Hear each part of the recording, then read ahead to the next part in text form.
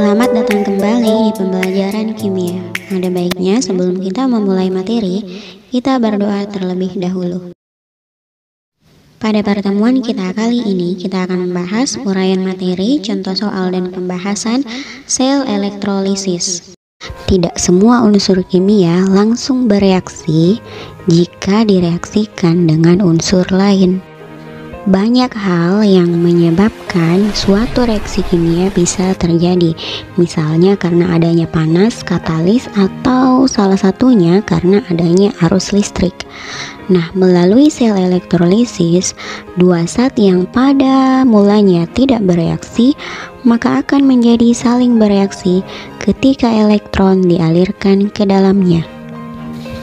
Reaksi elektrolisis dapat didefinisikan sebagai reaksi peruraian zat dengan menggunakan arus listrik atau peruraian reaksi redoks yang tidak spontan. Prinsip kerja sel elektrolisis adalah menghubungkan kutub negatif dari sumber arus searah ke katode dan kutub positif ke anode sehingga terjadi overpotensial yang menyebabkan reaksi reduksi dan oksidasi. Nah, reaksi elektrolisis ini memiliki banyak manfaat yang sebenarnya sering kita gunakan dalam kehidupan sehari-hari. Silahkan kalian saksikan video lengkapnya berikut. Pada akhir video kita akan menjelaskan contoh soal yang berkaitan dengan sel elektrolisis. Sebelum membahas lebih jauh tentang elektrolisis, sebaiknya kalian mengetahui terlebih dahulu manfaat elektrolisis dalam kehidupan sehari-hari. Sel elektrolisis umumnya digunakan dalam proses pemurnian logam dari bijinya. Juga digunakan untuk pelapisan atau penyepuhan aksesoris atau perhiasan yang terbuat dari emas dan perak. Nah, pada video kali ini kita akan fokus membahas pada yang pertama, komponen-komponen elektrolisis.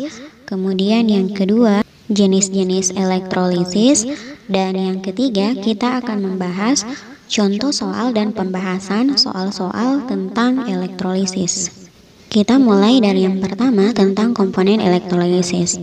Elektrolisis ini berbeda dengan sel volta. Nah, untuk perbedaannya bisa kalian lihat di sini. Perbedaan keduanya terletak pada jenis reaksinya, kemudian pada prinsip kerja dan perubahan energi yang terjadi. Contoh sel elektrolisis yang sering kita gunakan dalam kehidupan sehari-hari adalah pada proses pemurnian dan penyepuhan logam. Dan contoh sel volta yang sering kita gunakan adalah baterai dan aki. Persamaannya, pada katoda selalu terjadi reaksi reduksi dan pada anoda selalu terjadi reaksi oksidasi. Tapi hati-hati, pada sel elektrolisis katoda bersifat negatif sedangkan anoda yang bermuatan positif.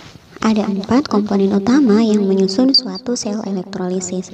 Yang pertama adalah sumber arus. Sumber arus di sini maksudnya sumber listrik yang menyuplai arus searah atau DC, misalnya baterai. Komponen yang kedua yaitu anoda atau tempat terjadinya reaksi oksidasi. Dan yang ketiga adalah katoda, elektrode tempat terjadinya reaksi reduksi. Dan komponen yang keempat dan yang paling penting adalah larutan elektrolit atau larutan yang dapat menghantarkan listrik. Setelah memahami komponen-komponen dari sel elektrolisis, kita lanjut ke jenis-jenis sel elektrolisis. Ada 3 jenis elektrolisis yang akan kita bahas di sini. Nah, yang pertama sel elektrolisis dengan elektrolit lelehan. Biasanya pada sel ini elektrode yang digunakan adalah elektrode yang inert atau tidak bereaksi, misalnya platina atau karbon. Kemudian jenis yang kedua, sel elektrolisis dengan elektrolit larutan elektrode inert atau yang tidak reaktif. Air dalam larutan mengakibatkan adanya kompetisi antara air dengan zat-zat tertentu yang terlibat dalam elektrolisis ini. Dan yang ketiga, sel elektrolisis dengan elektrolit larutan dan elektrode yang tidak inert atau reaktif. Pada sel ini, elektrode tidak inert ikut bereaksi dan hanya terjadi di anode. Contoh dari elektrode ini adalah tembaga, seng, dan besi. Konsep kunci yang harus kalian perhatikan pada reaksi elektrolisis yang pertama, spesi yang mengalami reduksi di katode adalah spesi yang potensial reduksinya paling besar. Dan yang kedua, spesies yang mengalami oksidasi di anode adalah spesies yang potensial oksidasinya paling besar. Dan yang paling penting, kalian harus menguasai diagram berikut. Kalian harus memperhatikan baik-baik bagaimana reaksi di katoda jika yang terlibat adalah logam aktif atau kation lain.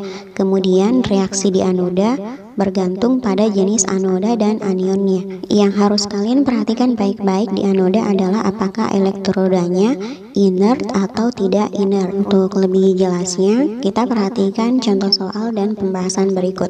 Sebelum menjawab soal, perhatikan baik-baik konsep kunci. Contoh soal dan pembahasan. Sebelum mengerjakan soal elektrolisis, ingat kembali bahwa spesies yang mengalami reduksi di katode adalah spesies yang potensial reduksinya paling besar. Ini bisa kalian cek di deret volta.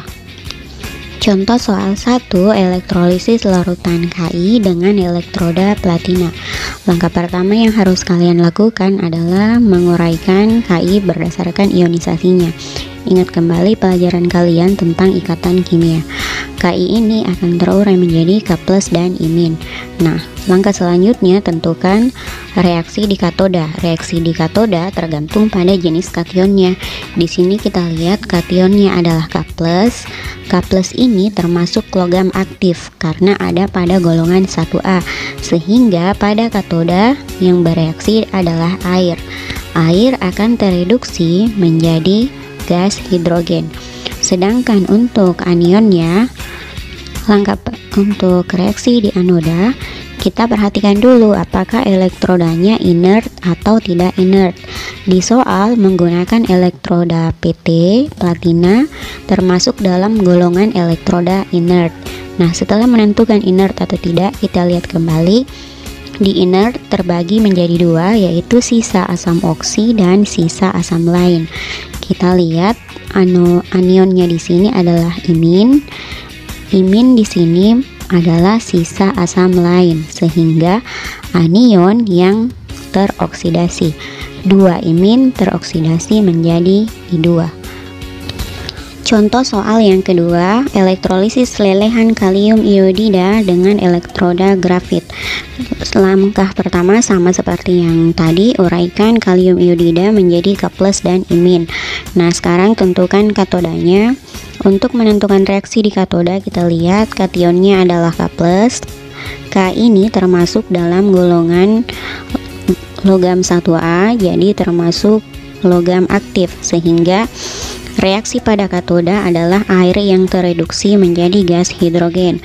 Sedangkan untuk anionnya, kita lihat anionnya adalah imin. Elektroda yang digunakan adalah elektroda karbon atau grafit, sehingga masih termasuk dalam elektroda inert. Nah, di sini kita lihat lagi, karena imin tidak mengandung sisa asam oksi, berarti dia adalah sisa asam lain, sehingga anionnya yang teroksidasi dari imin menjadi I2. Contoh soal yang terakhir, elektrolisis larutan tembaga 2 sulfat dengan menggunakan katoda besi dan anoda tembaga. Nah, sekarang kita perhatikan, uraikan dulu tembaga 2 sulfat menjadi Cu2+ dan SO4 2-. Untuk menentukan reaksi pada katoda, perhatikan kationnya. Kationnya adalah Cu2+. Cu ini tidak ada dalam golongan 1A, 2A, bukan aluminium dan bukan mangan, sehingga bukan logam aktif. Berarti yang tereduksi adalah kationnya sendiri, yaitu Cu. Cu2+ tereduksi menjadi logam tembaga kembali. Kemudian untuk anodanya, perhatikan seperti biasa pada anoda, kita lihat dulu apakah dia menggunakan elektroda inert atau tidak inert. Nah, elektroda pada anoda adalah logam tembaga atau Cu, termasuk elektroda yang tidak inert, sehingga anodanya sendiri yang teroksidasi dari Cu menjadi ion Cu2+. Itu tadi pembahasan tentang sel elektrolisis. Silahkan kerjakan latihan berikut agar kalian lebih memahami bagaimana reaksi terjadi pada sel elektrolisis. Ingat baik-baik, pada katoda yang diperhatikan adalah apakah dia logam aktif atau bukan, sedangkan pada anoda perhatikan elektrodanya terlebih dahulu, apakah dia inert atau tidak inert. Nah, sampai jumpa di pertemuan selanjutnya.